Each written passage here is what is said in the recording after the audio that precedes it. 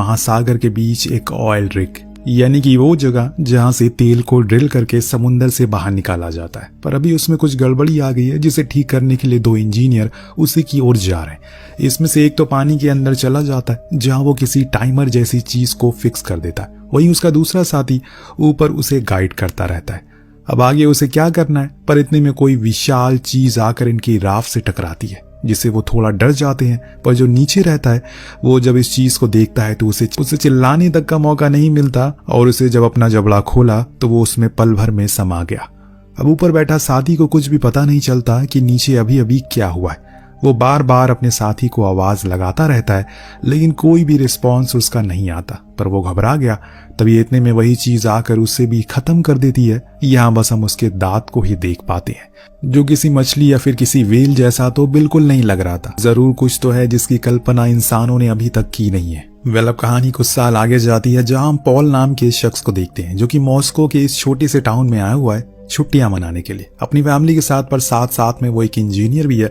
दरअसल उसे यहाँ पर उसकी कंपनी ने भेजा है ताकि वो उसी ऑयल रिग की जांच कर सके, जिसे हमने शुरुआत में देखा था। और वहां पहुंचने के लिए टाउन की सबसे करीब था। पर इसकी हालत को देखकर पॉल को कुछ ठीक सा नहीं लगता, क्योंकि जैसे उसने फोटो में देखा था वैसा तो ये टाउन बिल्कुल नहीं है, बल्कि यहाँ के लोग बेहद ही अजीब हैं। कोई भी उसकी बात का सही से जवाब तक नहीं दे रहा है। जो देख पॉल कहता है कि आप जिस टाउन में रहते हैं वो मेरी ही कंपनी ने बनवाया है और मैं उसी में काम करता हूँ, बस मुझे यहाँ पर एक होटल की तलाश है। तब एनरिक नाम का आदमी उससे सवाल का जवाब देते हुए कहता है कि हाँ, मुझे पता है कि तुम कौन हो, लेकिन यहाँ पर तुम आए क्यों हो? तुम लोगों ने ही सब कुछ बर्बाद कर दिया, लेकिन कोई नहीं, अगर तुम्हें यहाँ रहना है तो चलो मैं तुम्हें होटल दिखा देता हूँ।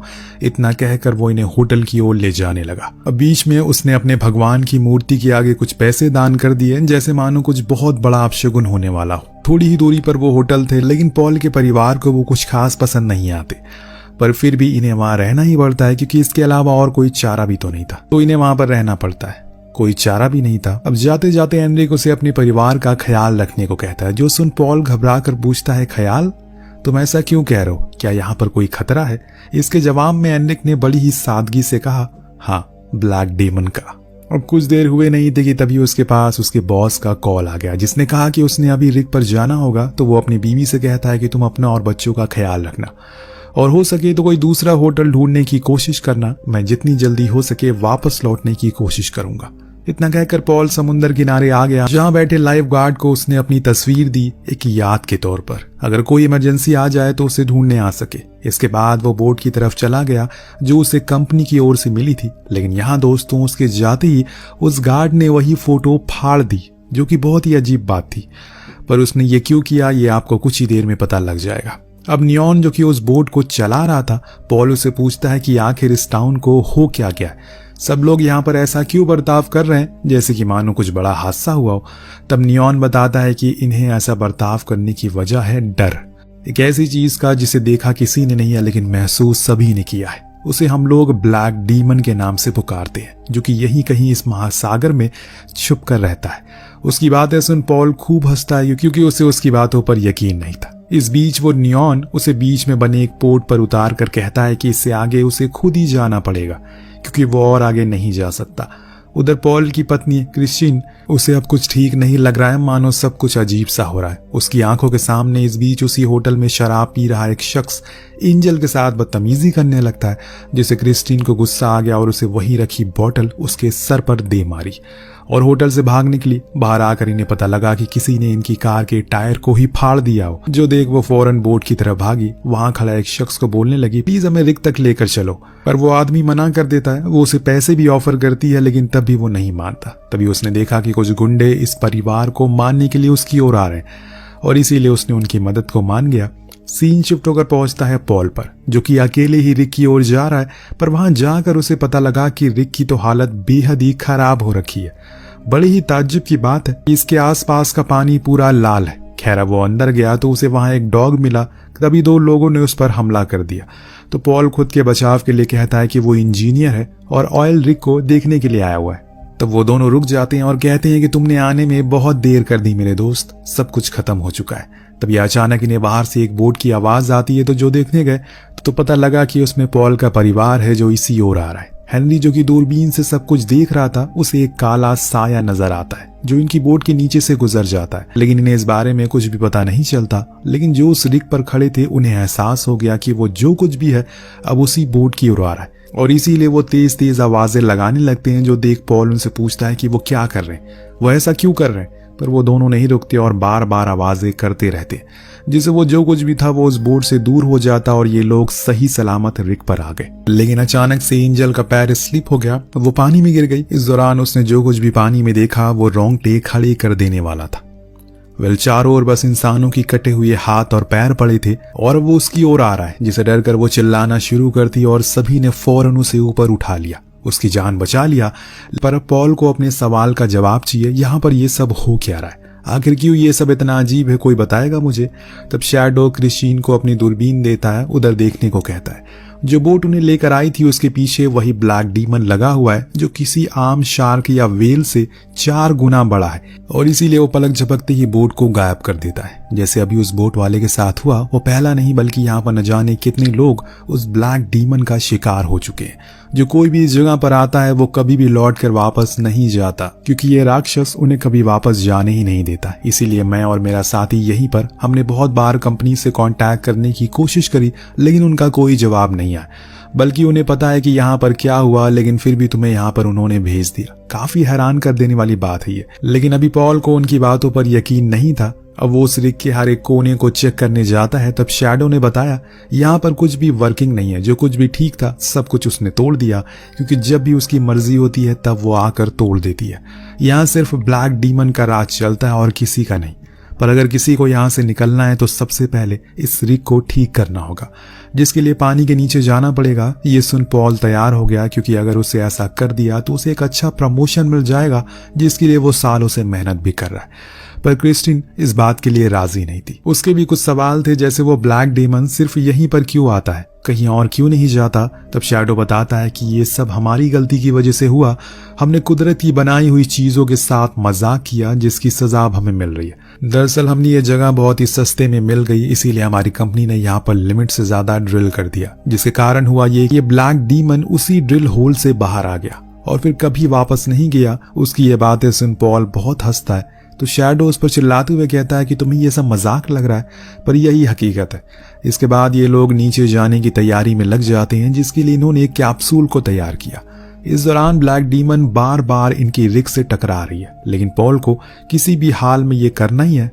उसने शैडो के साथी को नीचे भेजा जो कैप्सूल में था, पर नीचे जाकर जब वो अपने काम में लग गया तो उसे वहां पर एक बॉम्ब नजर आया जिसमें टाइमर चल रहा था। जो देख हमें ये पता चल गया कि जो लोग कहानी की शुरुआत में यहाँ आए थे वो असल में इस रिग को पूरी तरह खत्म करने के लिए आए थे, इसीलिए उन्होंने इस बॉम्ब को लगाया। इतने में स्काई को अपने चारों ओर बस इंसान के कटे हुए टुकड़े नजर आते हैं, जो देख वो थोड़ा घबरा जाता है, जिससे उसे खतरे का अंदेशा हुआ ही नहीं, और इतना भयानक मंजर उसे दिखेगा इसका कोई अंदाजा नहीं था उसे, और इसी चीज का वो फायदा ब्लैक डीमन उठा लेता है।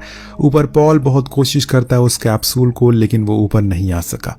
पर आई सिर्फ एक चीज, वो थी स्काई की आधी कटी हुई लाश, जो देख उसका साथी बुरी तरह से रोने लगता है। सभी बहुत घबरा जाते हैं, खासकर क्रिस्टीन और उसके बच्चे, क्योंकि अब वो बुरी तरह से इस जगह पर फंस चुके हैं। ऊपर से वो बॉम्ब जो कि कुछ ही घंटों में फट जाएगा, यानी कि एक तरफ खाई तो दूसरी तरफ कुआं। एंजल ने ये सारी चीजों को देख लिया, जिससे वो सदमे में आ चुकी है। तब पॉल अंदर जाता है और अपनी ही बीवी से लड़ने लगता है कि अब न जाने उनके बच्चों का क्या होगा। उसने उन्हें एक महफूज जगह पर छोड़ा था, लेकिन फिर भी वो यहाँ पर आ गई। उसके इस गुस्से को देखकर क्रिस्टीन सच बता देती है कि ऐसे एक शराबी उसकी बेटी को छेड़ रहा था, और इसीलिए वो लोग अपनी जान बचाकर यहाँ पर आए। लेकिन उन्हें नहीं पता था कि आखिर यहाँ पर इतना खतरा है, वरना वो कभी शोर आते ही नहीं।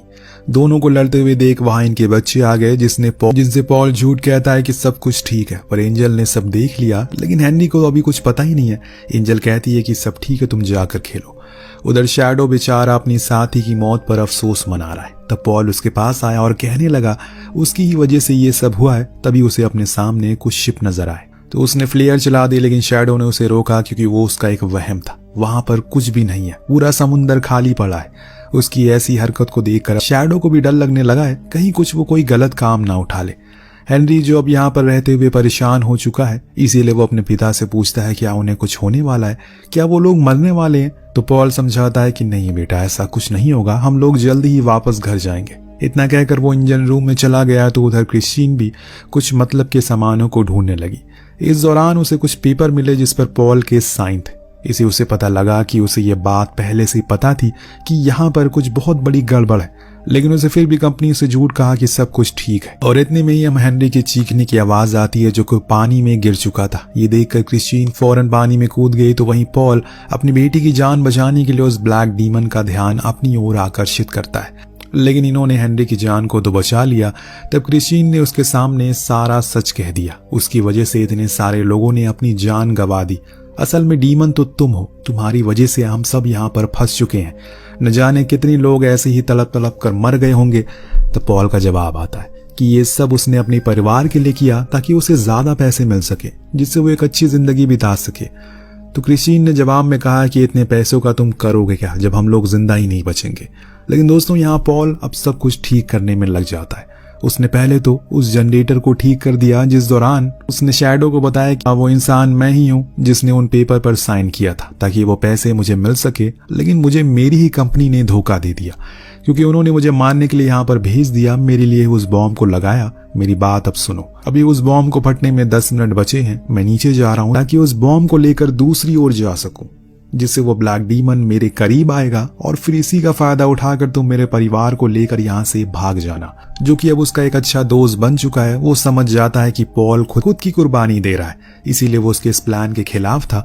लेकिन पॉल ने ठान लिया यहाँ पर अब टाइम भी बहुत कम है। उसके जाने से पहले अपने परिवार से बात की और क्रिस्टीन से कहा कि वो उस बम को लेकर ऊपर आ रहा है ताकि आगे जाने पर उन्हें वो काम आ सके। इतना कहकर वो पानी में कूद गया और इधर शैडो अब सभी को लेकर बोट में बैठ गया और वहां से दूर जाने लगा। नीचे जाने पर पॉल ने उस बॉम्ब को उतार लिया, लेकिन तब तक वो ब्लैक डीमन उसके पीछे पड़ चुका है और उसे बचने के लिए वो एक जाली के पीछे छुप जाता है। तभी उसे एहसास हुआ कि वो गलत सिलेंडर वाली ऑक्सीजन लेकर आ चुका है, यानी कि अब उसका खेल खत्म। इसीलिए अपने आखिरी समय पर वो अपने परिवार से रेडियो पर बात करता है। उनसे कहता है कि उन्हें अकेले ही जाना होगा क्योंकि अब वो ऊपर नहीं आ सकता। उसकी बातें सुन क्रिस्टीन कहती है कि वो उसके बिना क्या करेंगे। मैंने तुम्हें माफ कर दिया, बस प्लीज तुम ऊपर आ जाओ, हमारे साथ चलो। लेकिन पॉल अब जिंदा नहीं बच सकता। उसने इस कदम को उठाया और अपने बच्चों से आखिरी अलविदा कहा। फिर वो इस जाल से बाहर आ गया, जिसके बाद उस ब्लैक डीमन ने उसे जिंदा ही निगल लिया। लेकिन जैसे ही वो बॉम्ब उसके पेट में फटा, जिससे कि वहां एक जोरदार धमाका होता है जिसमें वो मारा गया और साथ में वो पूरा रिग पानी में समा गया।